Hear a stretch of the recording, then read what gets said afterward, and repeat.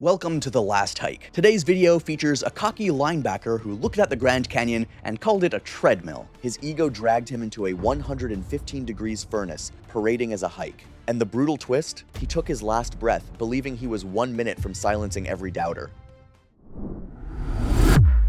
The 17th of July, 2018, South Kaibab Trail, Grand Canyon National Park, Arizona, 5:47 in the morning. The parking lot at the trailhead was already packed.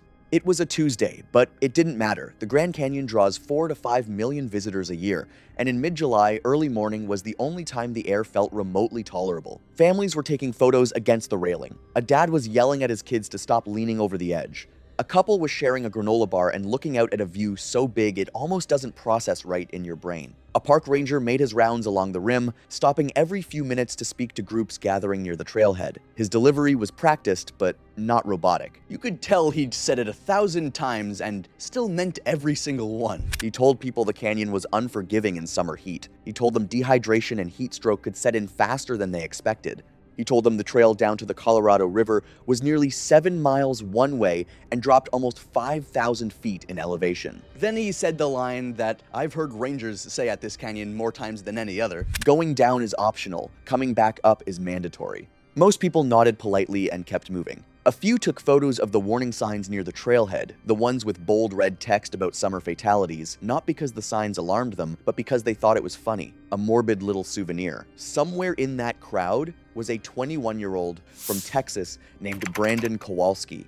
He was tall, broad-shouldered, and had the kind of build that made strangers assume he played college sports because he did. He was a starting linebacker. He laughed when he heard the Rangers' warning. To Brandon, the canyon looked manageable. The first section of trail from the rim was visible, and the switchbacks didn't look that steep. The morning was still cool. His body was a machine he had been maintaining and testing for years. He had no reason to believe any of this applied to him. Now, I think that to understand what happened on that trail, you have to understand who Brandon was. Brandon was a standout college football player from Texas who built his identity around his athleticism and discipline. Years of praise from coaches, teammates, and others convinced him that he was physically exceptional and could handle challenges that stopped ordinary people. However, his experience was limited to sports training and controlled environments, leaving him unaware that football conditioning does not prepare someone for the dangers of extreme desert hiking. He planned a pre-senior year road trip with his roommate Jabari Warren and Jabari's cautious girlfriend Lucy Miura. They had already been through Las Vegas and stopped at Hoover Dam,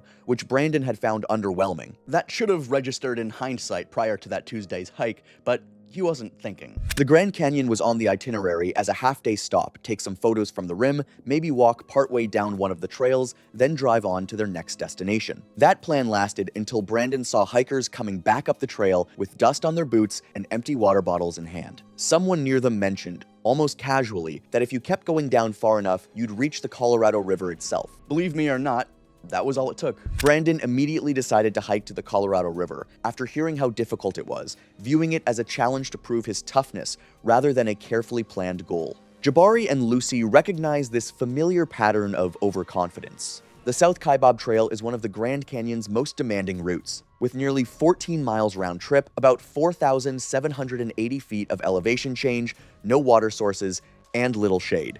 Summer temperatures can exceed 110 degrees Fahrenheit at the canyon floor, far hotter than conditions at the rim. Despite prominent warnings at the trailhead explaining heat stroke, heat-related deaths, and advising against a rim-to-river and back hike in summer, Brandon dismissed the risks. Below that was a line that I keep coming back to. It noted that athletes and physically fit individuals were particularly vulnerable because their confidence often led them to push past early warning signs that their bodies were sending. Brandon took a photo beside that sign.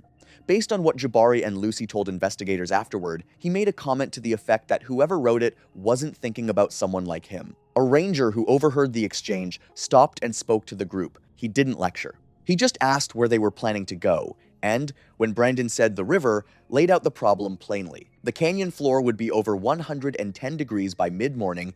They were starting too late in the day for a safe round trip, and the water they were carrying, a few standard bottles each, was nowhere near enough for 14 miles of desert hiking in July heat. Brandon thanked him politely, but the look on his face, according to Lucy, was not gratitude. It was the look he got when someone told him he couldn't do something. She said later that she recognized it immediately and felt her stomach drop. Lucy told him she thought the ranger was right. She said the trail looked really long from the rim and she wasn't sure she was up for it. Jabari agreed and said they should at least think about it. Brandon told them they were overthinking it. He said the ranger was just doing his job and giving the standard speech. He said they'd be fine. Each warning he received that morning had the same effect. It made him more certain he was going. By the time they actually stepped onto the trail, his decision had nothing to do with wanting to see the river anymore. I think it's plausible that it had become about proving something to Lucy, to Jabari, and most of all, to himself. They started down the South Kaibab shortly after sunrise, somewhere around 6:15 in the morning. The first thing that hits you on this trail is the color. The canyon walls are layered in bands of red and orange and cream and deep rust, and in early morning light, they almost look like they're lit from inside. The air was still cool enough that Brandon would have felt good, loose, energized, the kind of feeling that comes before the body starts its real work. The South Kaibab drops fast. It doesn't ease you in. Within the first half mile, the switchbacks begin cutting back and forth across the canyon face, and the trail drops sharply enough that you feel it in your quads almost immediately on the way down. Most hikers pace themselves here instinctively. Brandon did not. Jabari said later that Brandon was out in front within minutes. Not jogging, but walking with the kind of deliberate pace that made it obvious he was measuring himself against everyone else on the trail. And there was plenty of competition to measure against. On a busy summer morning on the South Kaibab, the trail is genuinely crowded. Day hikers carrying camera bags, families with kids in hydration packs, trail runners moving in both directions, backpackers with permits and 60-pound loads headed down to camp. The park also runs mule trains along this trail, and you hear them before you see them, the soft thudding of hooves on packed dirt and the occasional snort echoing off the rock. Brandon passed all of them. Older hikers, younger hikers, people in better gear, people with trekking poles. He moved past every one of them, and according to Lucy, each pass seemed to add something to his mood, a kind of visible satisfaction. I think it was probably like he was collecting data that confirmed what he already believed. The views kept opening up the further down they went. Looking up, the rim gets smaller and more distant. Looking out, you can see layer after layer of canyon walls stretching in every direction, and the scale of it does something to your sense of time. You start to feel very small and very old simultaneously, which is either humbling or uncomfortable depending on who you are. By the time they reached Cedar Ridge, which sits roughly 1.5 miles down the trail, Lucy had slowed considerably. She was already warm, and she was the only one who had been drinking water consistently. She said her feet were starting to ache from the downhill grade. Jabari was sweating heavily and had gone quieter than usual. Brandon had barely broken a sweat, and he made a point of mentioning it. He interpreted what he was seeing in Jabari and Lucy as evidence that the warnings from the morning had been exaggerated, aimed at people like his friends, not people like him. A group of hikers coming upward past them near Cedar Ridge, and their faces showed the kind of exhaustion that goes past tired into something more serious. Brandon watched them and, by Lucy's account, made a comment under his breath about how some people just weren't in shape for this. He wasn't being cruel, he genuinely believed it, and I think that was the biggest problem of them all. They kept going.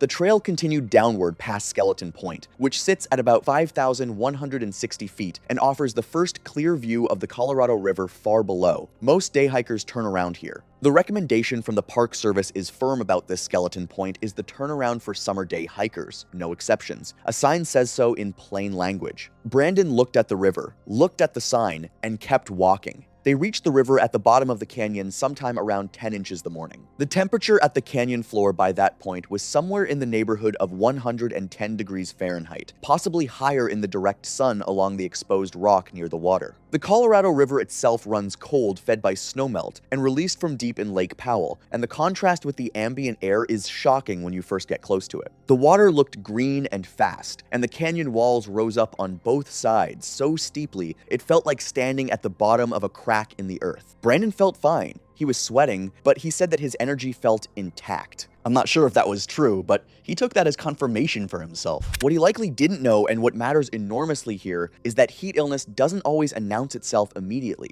The body can maintain relatively normal function for a period, while heat stress accumulates underneath. Feeling okay at the bottom of the canyon after a 4.5-hour descent in July heat doesn't mean your body is handling the situation well. It may mean the damage is building quietly, below the level of perception. They rested near the river. Other hikers were there too, experienced backpackers with permits who had camped overnight and were preparing to head back out. Several of them, noticing that the three of them had nothing but basic water supplies and no overnight gear, told them directly to head back up immediately.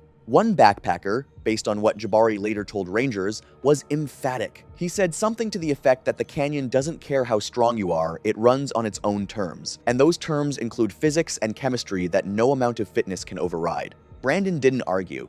He just smiled and took photos. He shot video of the river. He took photos of himself standing at the bank, grinning, squinting against the light. Based on what investigators later recovered from his phone, he had drafted messages to teammates back in Texas describing the hike as not that hard, saying the warnings had been overblown. There was no cell service at the canyon floor, so the messages sat unsent in his outbox. He never got to a place where he could send them. The three of them should have turned around the moment they arrived. Every piece of guidance from the Park Service printed, posted, and spoken aloud by rangers that morning said as much. Instead, they rested for somewhere close to an hour.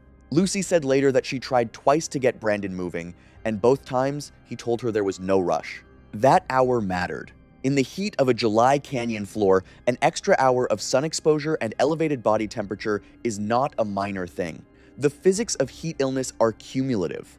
Every additional minute spent at the bottom in that heat was a minute the body spent depleting its ability to regulate itself on the way back up. By the time they started the ascent, it was approaching noon. I've never been to that area of the Grand Canyon, but I'm relatively familiar with it. The first thing you notice when you start climbing out is that nothing about it resembles the way down. Going down, your legs are doing work, but it's braking work, eccentric contractions, the kind that leave your quads sore 2 days later but don't necessarily feel brutal in the moment. Going up is a completely different demand. It is continuous, grinding, forward-leaning effort against gravity, sustained over thousands of feet of elevation gain in heat that intensifies the further you get from the river without the canyon walls offering shade. Lucy felt it almost immediately. Within the first mile of the climb, she told Jabari and Brandon that she wasn't confident she could make it to the rim. Not because she lacked effort she was pushing, but because her body was sending signals that felt different from ordinary fatigue. She was dizzy, her heart rate felt too high. She said the heat felt like pressure rather than temperature, like something sitting on top of her. Jabari was struggling too. He said the ascent was nothing like the descent and that he thought they needed a different plan. He knew about Phantom Ranch, a small lodge and ranger station at the canyon floor about a mile from where they were, and he suggested they head there, explain the situation to rangers, and arrange an alternative exit rather than trying to force the climb in the middle of the day. And surprise, surprise, Brandon rejected the idea immediately. He told them they had made it down without any real trouble, and that going up couldn't be that different. He said they were psyching themselves out. Jabari pushed back, said the climb genuinely felt harder, and Brandon's response, according to both Jabari and Lucy, was to call them wimps. He said something close to, "You guys quit way too easily." Lucy told him she was serious. I think it's obvious she wasn't being dramatic. She was telling him what her body was actually doing, and Brandon dismissed her. A group of nearby hikers overheard the exchange. One of them, an older man with a full backpacking setup and the kind of tan that comes from a lot of time outdoors, pulled Brandon aside and told him plainly that continuing alone during the hottest part of the day was dangerous, that the canyon claimed people every summer who thought the same thing he was thinking, and that there was no shame in using Phantom Ranch. Brandon thanked him and turned away. Jabari told Brandon one more time to stay with them and go to Phantom Ranch. Brandon told him he'd be at the rim hours before them, that they were making a bigger deal out of this than it was, and that he'd see them when they figured it out. Then he started climbing. The other hikers watched him go. Jabari and Lucy stood there for a moment and then turned back toward Phantom Ranch. That was the last time either of them saw Brandon conscious. Alone on the trail now, Brandon lost the only people who might have slowed him down. In the beginning, he probably felt something close to vindication. He was moving, he was ahead, and the story he would tell back at school was already writing itself in his head, the version where his friends underestimated themselves, and he proved the point by finishing alone. He passed other hikers heading upward. He was still moving at a pace that would have impressed most people on that trail. But the heat was doing what it does. You have to understand that the South Kebab above the river is almost entirely exposed. There are a few small overhangs and rock formations, but nothing that qualifies as shade for more than a few minutes. The trail surface absorbs heat and radiates it back upward. The air temperature in the direct sun is higher than the ambient temperature. Every step up is a step closer to the rim, but also a step further into accumulated heat stress that had been building since Brandon first stepped onto the trail 6 hours earlier. His water supply, which had already been insufficient for the conditions, started disappearing faster. When you are working hard in extreme heat, your body needs far more water than most people expect, not just to replace sweat, but to support the physiological processes that keep your core temperature from climbing into dangerous territory. Brandon was a large, muscular person. Large, muscular people require more water, not less. His body was working hard to cool itself, and it was running out of resources to do it with. His pace slowed, then slowed again. He started taking breaks that stretched longer than he probably intended, sitting on rocks in whatever patch of partial shadow he could find. The first physical symptoms of heat illness would have arrived somewhere in here, and this is consistent with what witnesses on the trail observed and later reported to investigators. A headache that doesn't respond to rest, a low, rolling nausea, dizziness that comes and goes, muscle cramps in the legs that make each step harder than it should be. When other ascending hikers stopped to ask if he was okay, and mind you, several did, Brandon told them that he was fine, just tired, and that he's almost there. The trail to the rim was still several miles above him when he was saying this. Needless to say, his pride had become its own trap. Turning around, which was no longer a realistic option anyway, would have meant admitting that Jabari and Lucy had been right, that the ranger had been right, that the sign had been right, that everything he had spent the morning dismissing as noise meant for other people had actually been meant for him. His brain, trained by years of athletic culture to interpret stopping as weakness, wouldn't let him sit with that even as the organ doing the interpreting was beginning to cook inside his skull. Heat stroke doesn't begin the moment you collapse. It is a process. The core temperature rises, the body's cooling mechanisms begin failing. The brain, which is exquisitely sensitive to heat, starts malfunctioning in ways that are invisible from the inside, meaning the person experiencing it often cannot perceive that their thinking has become impaired. Judgment degrades before the person realizes their judgment is degrading. It is one of the most dangerous features of the condition. Brandon kept climbing. By mid-afternoon, Brandon was somewhere between Skeleton Point and the rim, several miles above the river and still several miles from safety. He had been on the trail for nearly 10 hours. The canyon was at its hottest. His body had been accumulating heat stress since before noon. Witnesses later told rangers they had noticed a tall young man moving erratically along the trail. His gait was unsteady. He was veering slightly on the switchbacks rather than tracking the center of the path. He sat down several times in places that offered no shade, which suggested he was stopping not by choice, but by necessity. One group of hikers described stopping to ask him if he needed help. He became irritated and told them he didn't. His words were slow in coming, and the sequence of them was slightly off, not obviously wrong, but enough that one member of the group said later it felt like talking to someone who had just been woken up. They kept watching him from a distance. A few minutes after they spoke to him, he came around a switchback and stumbled.